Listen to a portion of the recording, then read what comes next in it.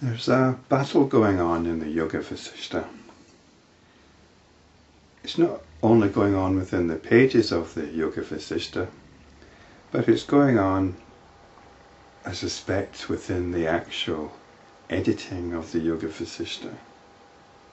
There are certain voices vying with each other. It's also a battle that's going on within ourselves. If we are spiritual practitioners, it's a battle between realizing our own nature and who we think we really are. Whether we think we're spiritual, whether we think we're a particular sort of person within a certain family and social context, a certain cultural heritage, all these things we're being asked to give up in order to realize who we are. Within the Yoga Vasishtha, what is having to be dropped is this ancient tradition, the ancient culture of yoga, of asceticism. This is in conflict, or does not want to yield to the yoga of self-inquiry, which is the yoga of simple, direct observation, the yoga of wisdom. This story is summed up, or this conflict is represented once again in the dialogue between the king Sikhidhvaja, who'd given up his kingdom to become an ascetic, and the young brahmana who has appeared to him in the forest. The young brahmana happens to be his wife in disguise, who'd realized truth years previously, and the king turned his back on that in order to go and pursue austerities in the belief that that would lead to truth. And the queen Chudala disguised herself as a young priest because she knew her husband would not listen to her as his wife.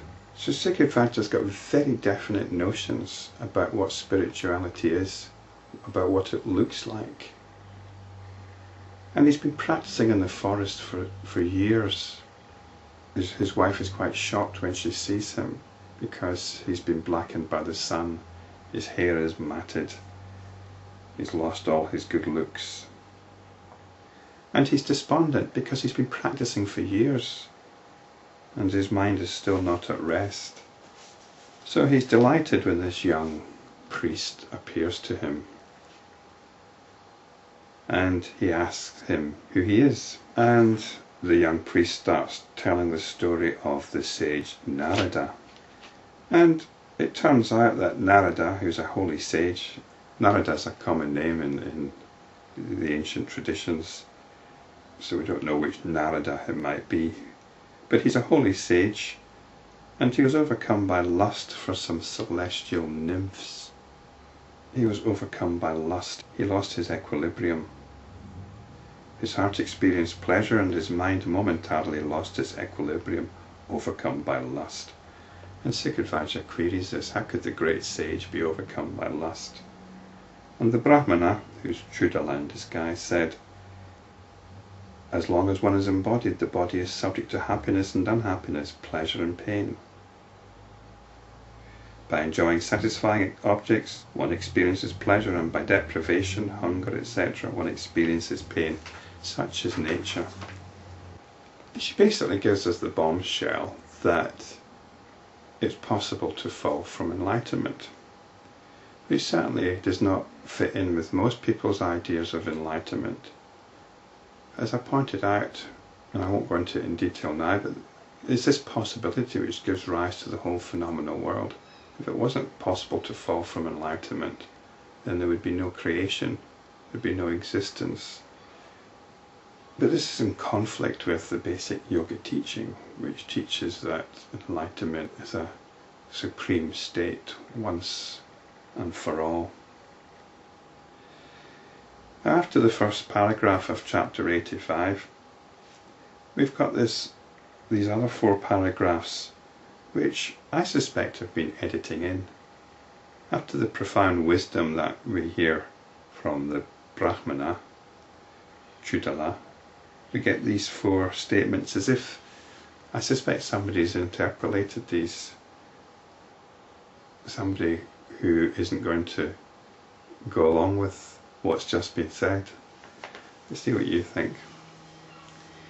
In response to Sikhidhvaja's question, how do pleasure and pain arise even in the absence of the concerned object, the brahmana said, the cause is the impression received by the heart through the body, the eyes, etc. Now we wonder why this question hasn't been explicitly said. We didn't hear this question originally, we're just being told this question was asked. So we're being asked, why do we experience pleasure and pain even in the case of where the objects of pleasure and pain are not present? In other words, this is to do with past and future. We suffer from what's happened in the past, we are anxious about what happens in the future. So our physical situation is not what's important, it's our thoughts about the past, thoughts about the future, which causes pleasure and pain. Later this expands by itself. When the heart is agitated, the memory agitates the jiva in its kundalini abode.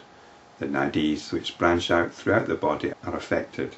Pleasure experiences and pain experiences affect the nadis differently. The nadis expand and blossom, as it were, in pleasure, not in pain. So, we've heard that pleasure and pain, happiness and unhappiness, are always an option. They're always an option. And yet, later in chapter 85, we are told, if through self-knowledge it realizes that pain and pleasure do not exist in truth, then it regains its equilibrium. So we're getting told that pleasure and pain don't exist. But we'll look at these paragraphs in more detail in the next video.